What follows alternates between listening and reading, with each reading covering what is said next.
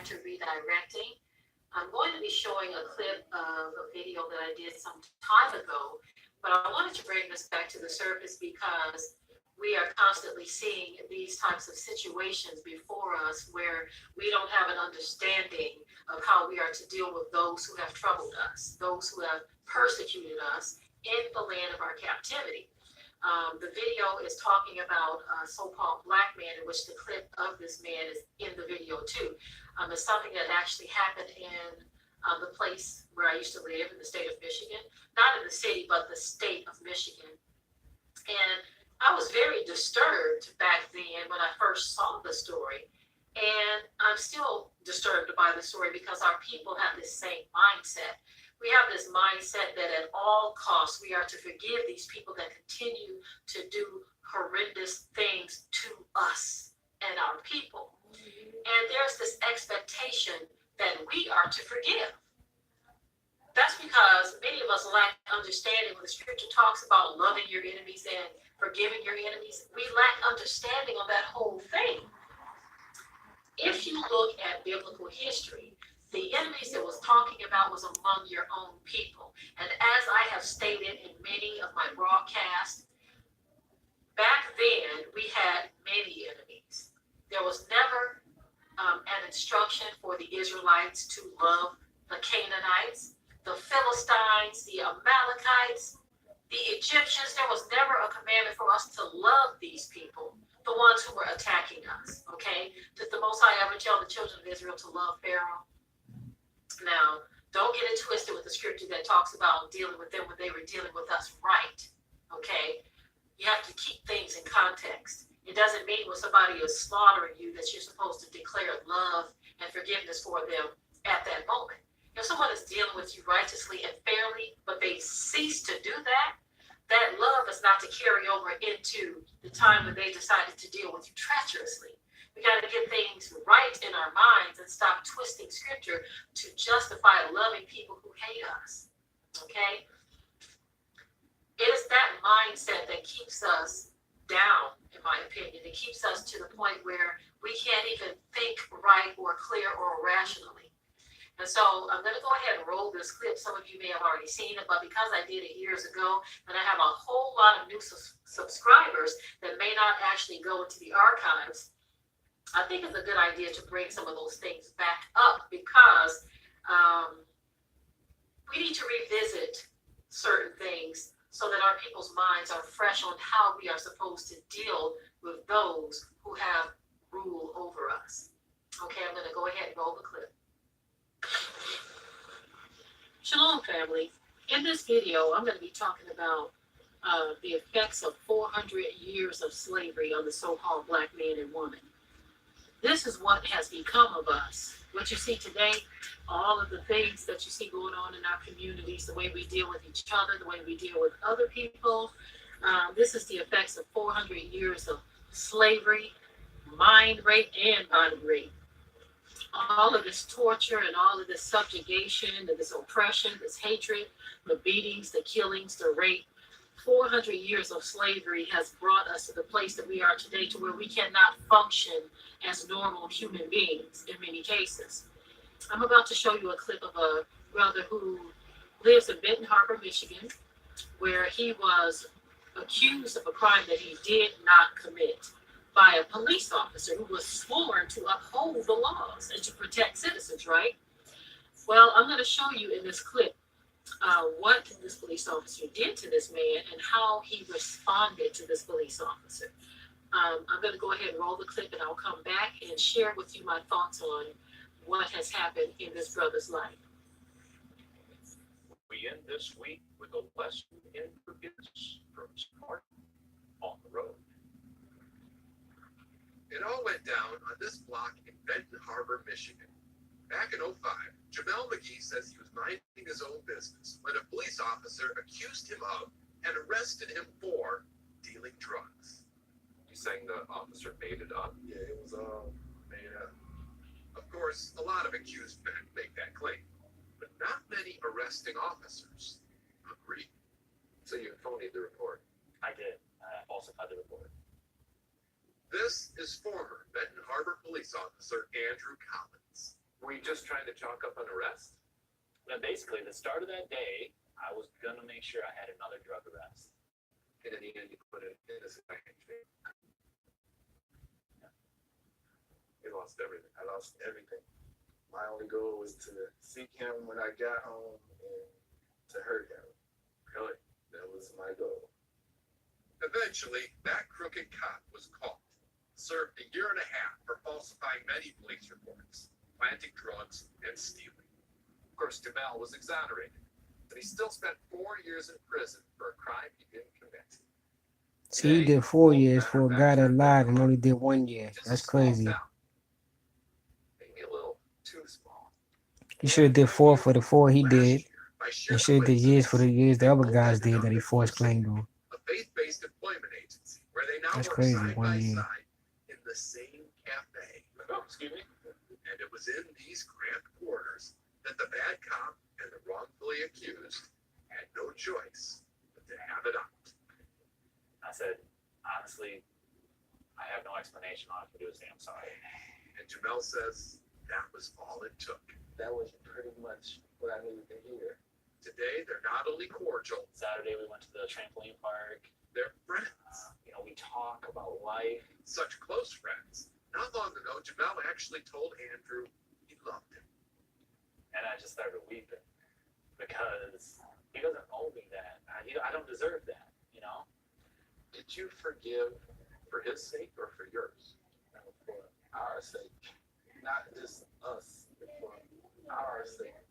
Jamel went on to tell me about his Christian faith and his hope for a kinder mankind. He wants to be an example.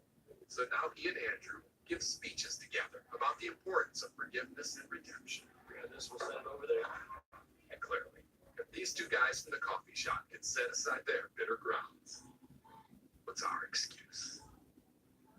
Steve Hartman, on the road. And all the people in the hood that keep beefing over stupid stuff. Okay, so now what you've seen Like is corners, a man who was colors, literally robbed of 4 years of his money. life because someone had a quota to meet.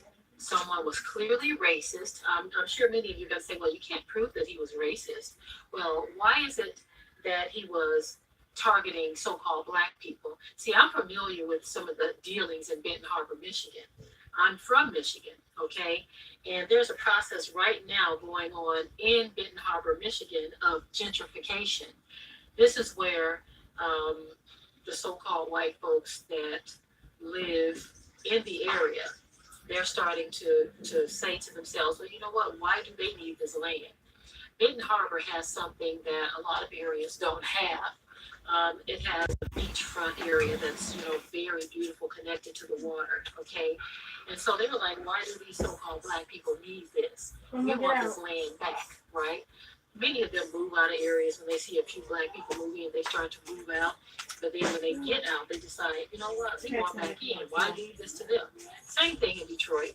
The downtown area of Detroit is surrounded by the Detroit River, which we used Close to that go door, to Bill Owl Park and, a lot of different things. Hot Plaza is off of the river. And so there were a lot of events in downtown Detroit. I've been told that if I were to go back to Detroit, that I wouldn't even know the downtown area because it's been transformed from Black to white. Meaning they kicked our Black behinds out and they have taken over through a process of gentrification. See, white flight sent them out, but when they began to see what they gave up and what they went to, in which they realized the suburbs wasn't all that, they decided they wanted the city back. And so the same thing happened in Benton Harbor. But again, back to this particular case. Now, as you saw, the brother, he even confessed with his own mouth that this man ruined my life. He ruined my life. I mean, you took away 4 years that you'll never be able to get back. All because this police officer, decided to lie and sent him and many other people up the river. And you can take your guesses as to what color these people were. If you want to stay in La La Land and believe that was the only Black and white, and so be it. There's nothing that I'm going to say in this video that's going to help you. I will say this much, that many of us have been in the position that brother is in. None of us are exempt, okay? Now, I know there may be a handful of people that may have grown up in families that knew what was going on for a long time, and so they made sure their children knew what was going on. But all of us didn't grow up in a family like that. And so I grew up with that Christian mindset, thinking that no matter what people did to me, I was supposed to just kiss their hands and grin and bear it, turn the other cheek, let them get this side, and then flip it back over and let them get that side, and keep on flipping until I ain't got nothing left to flip. You see, I grew up with a mindset like that too, to where I thought forgiveness was the ultimate love and key and key to harmony and peace with all men. I mean, I grew up with that mentality.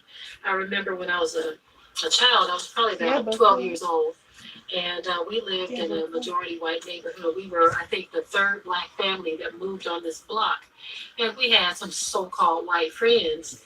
And I remember there was this really big Neanderthal-looking white teenager that lived across the street. He was about 15, but he was big like Paul Bunyan. And I remember one time he hit me in my chest so hard. I was this skinny little pigtail wearing black girl, right? But he hit me in my chest so hard that it knocked the wind out of me. And I literally walked home like this, unable to breathe. But because I was a good little Christian, I thought I was supposed to forgive and love him and just put it all behind me. All water under the bridge. He probably didn't mean it. And even if he did, I still love him. I still forgive him. You see the sickness behind that? That was me, okay? So I'm not just talking about the brother here in this video. I'm talking about myself too. I grew up with that mentality. But as I grew older and older, I got rid of that mentality. I began to see that these people didn't like us at a very young age, because I was always going through things like that as a young child. See, many of you grew up in neighborhoods where you never experienced that. So when you hear me talking about things like that, you say to yourself, well, what is she talking about? Those things aren't happening. She's just over-exaggerated. I'm telling you, I can write a book on the things that I have gone through dealing with our oppressors. So nobody can come and tell me that I need to be quiet, because I'm talking about my experiences and what I had to go through dealing with them. You see, I lived in a neighborhood to where these kinds of things were always happening. There was my brother, he was a skinny little fella too. When he was about 11, 12 years old, he used to have these little white buddies down the street they used to play with all the time. They were friends, and we were cordial with their parents as well. It's just the way it was. We were all cordial. Not that we went over for dinner or anything like that. They were cordial because we were the Negroes in the neighborhood, you see. But anyway, my brother, he was very close to the young boys that they had, the young sons. But anyway, something happened. Some type of altercation or dispute arose among my brother and his two little so-called friends, right? Now, I'll put it to you this way.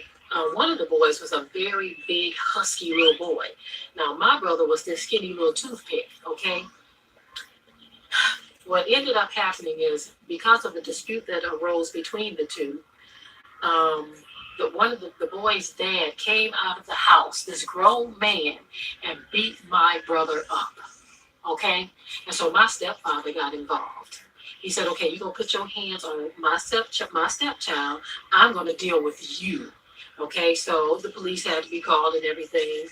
Some guns were pulled out and all this. I remember this very well, because my mom had to go down the street and kind of like shove my stepfather home, like, come on home, baby. They done called the cops, come on home. Didn't nobody get shot or nothing like that.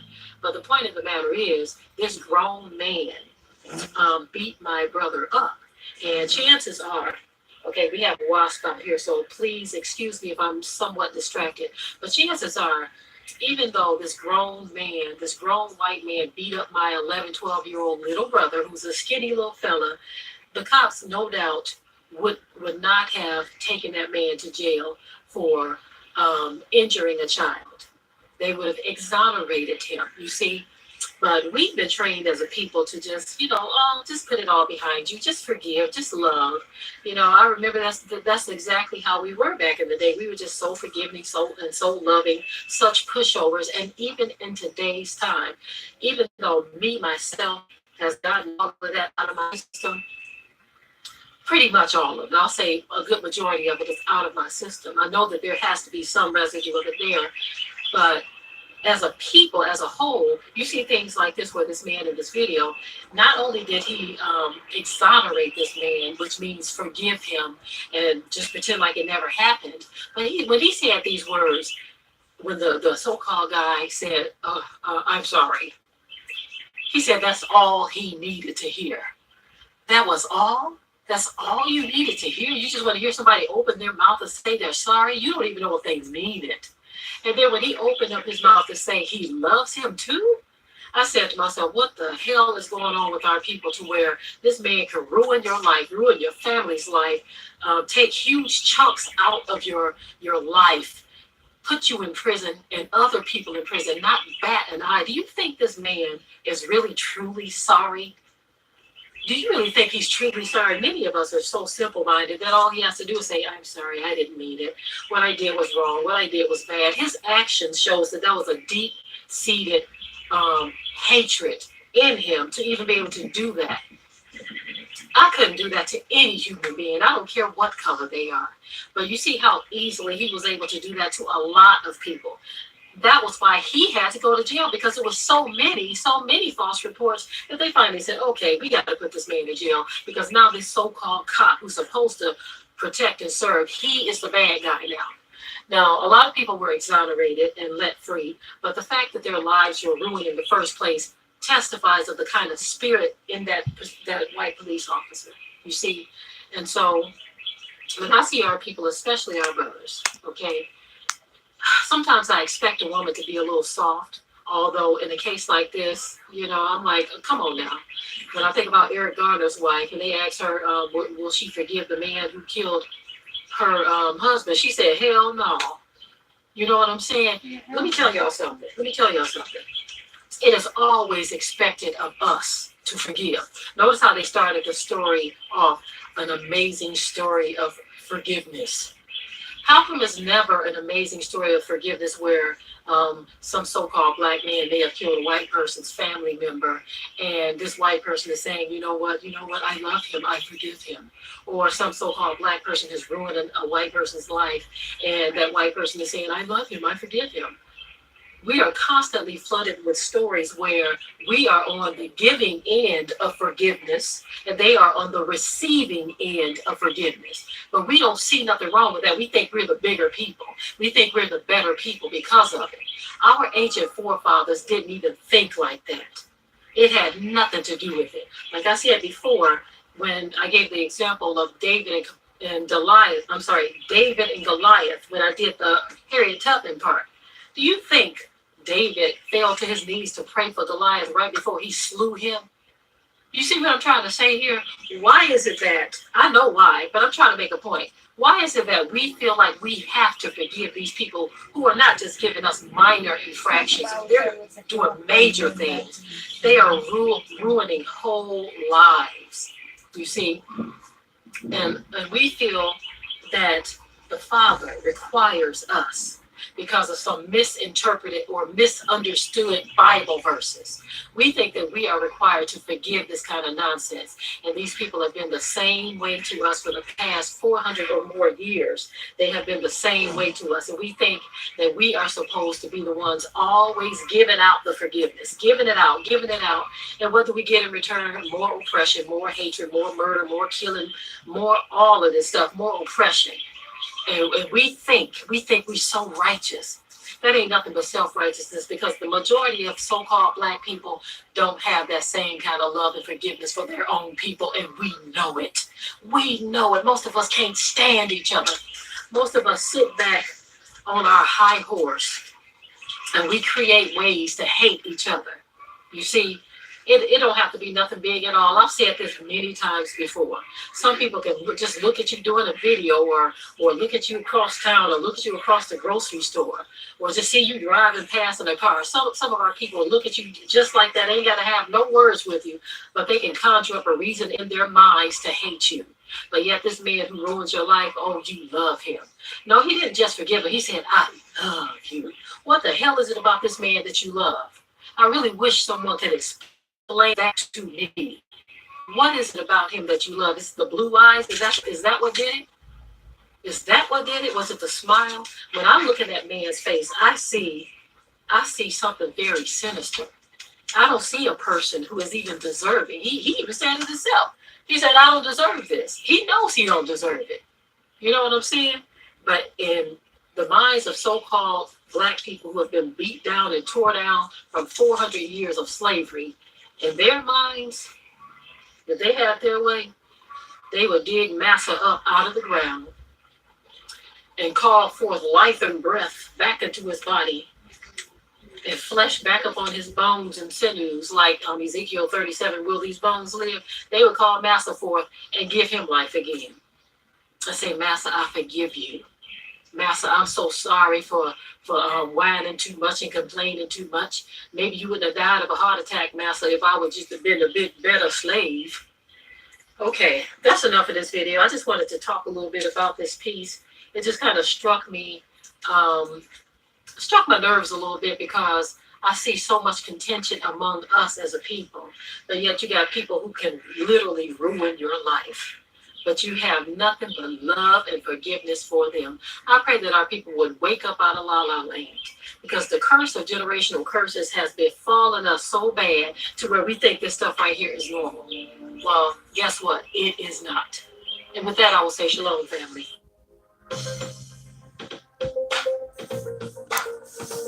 Be sure to ring the bell to be notified of new uploads on this channel. Comment, share, like, and subscribe.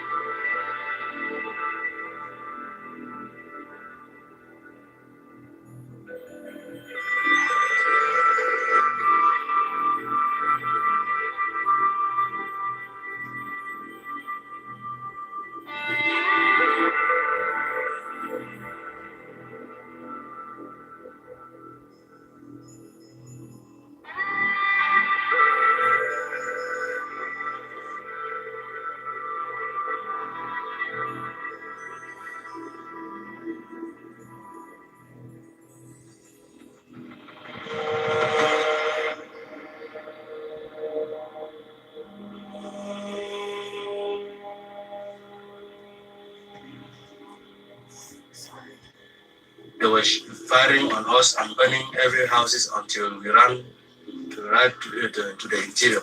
All of us were only running away. They were only following us, burning all these houses down for nothing.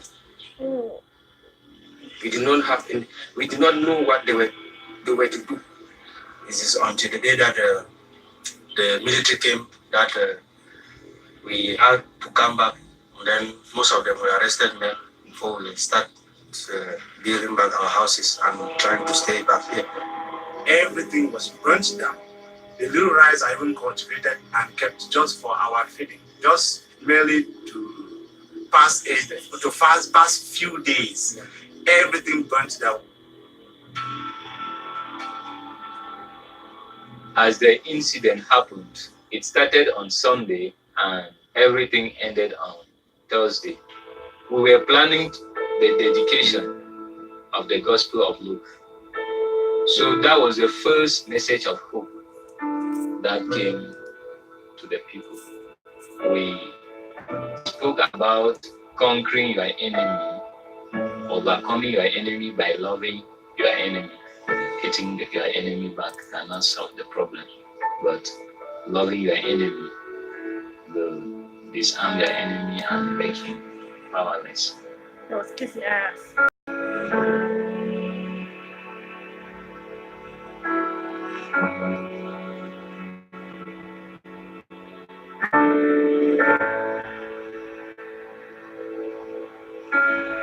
Some may say they can never forgive the people who have done the things to them.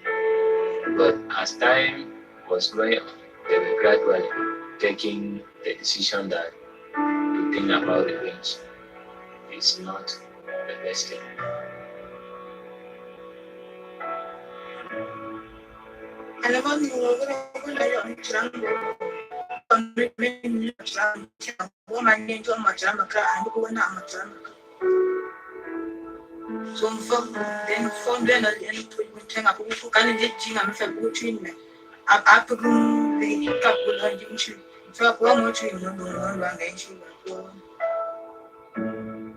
Forgiveness can only come in if God comes in.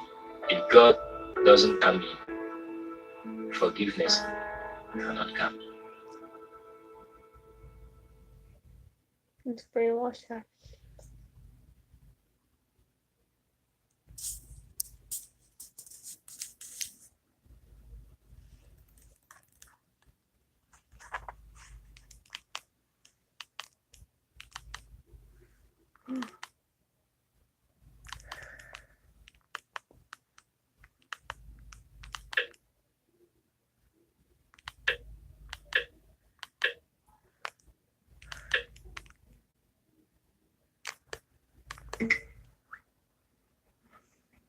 Welcome to Govinda Govinda YouTube channel.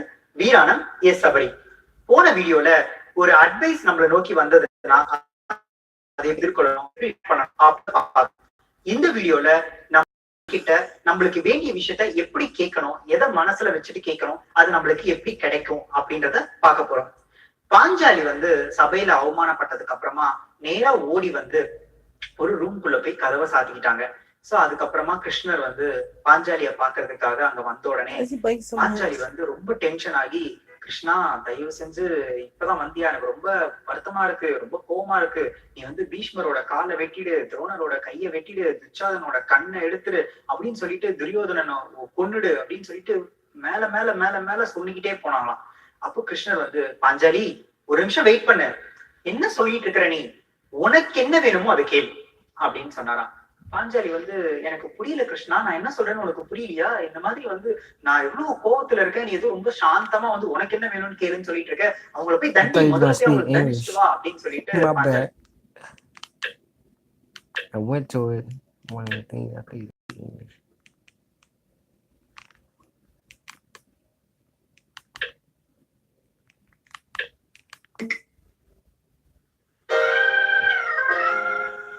For the Bible said that he that cometh to God must come believing that he is. Hello everyone, my name is Ashriel King,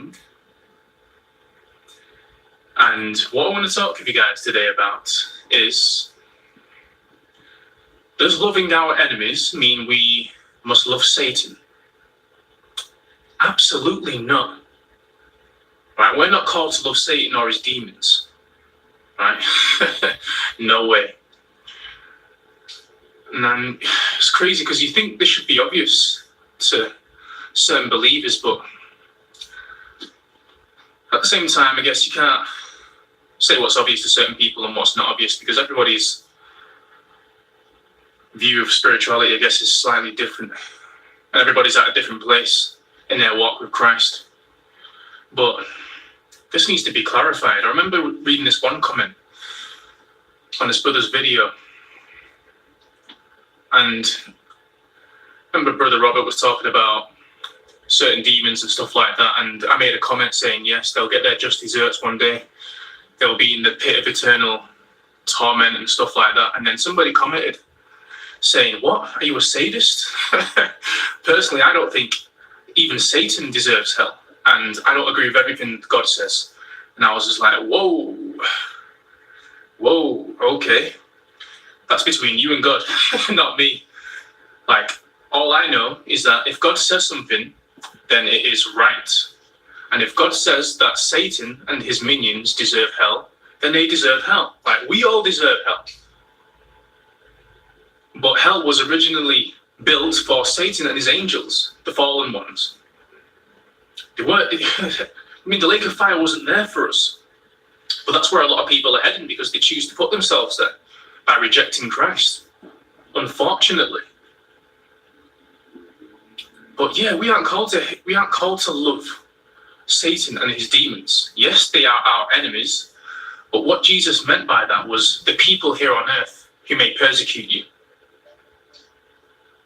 Right, the people, the actual human beings. Right, by loving our enemies, we are planting a seed in a way of love, aren't we? Like if somebody comes about, slaps you across the face, turn you the cheek.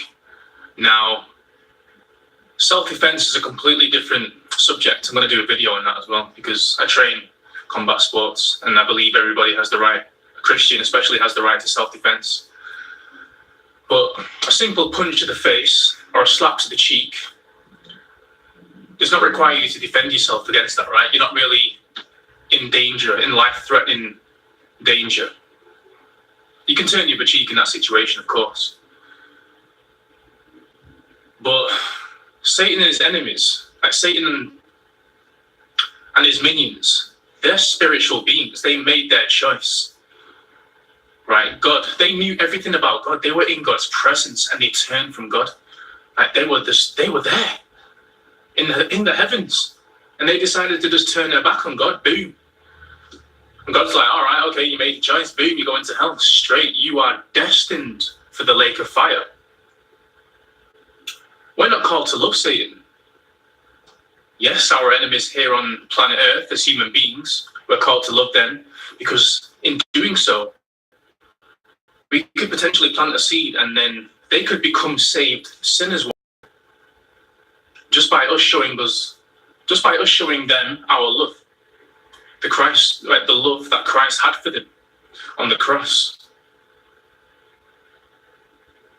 It's complete difference, like huge difference there, huge difference. The enemy, yes, is Satan and his minions, but also the enemy are people here on earth. Those are the ones who we are called to love as Christians and show love to. And how do we love? Preach the gospel, give them the truth, even if they do slap you in the face. Oh, it's crazy. Like I was speaking to my cousin the other day, and he was saying about how he does like open air preaching sometimes. It's like preaching in the street, stuff like that. And how people just tell him, shut up, you're making noise, too much noise, shut up, blah, blah, blah. And he's like, turn the other cheek, you have to. If you give people the truth and they reject it, that's on them, not you anymore. Their blood is not on your hands no longer. But you're not saved to be quiet as a Christian at the same time. Just because you're saved doesn't mean like, oh yeah, I'm saved now, I can just stay in the background and God's going to love me for that and stuff like that. No. We need to preach. Because there are potential peoples, potential souls that Jesus can save through you.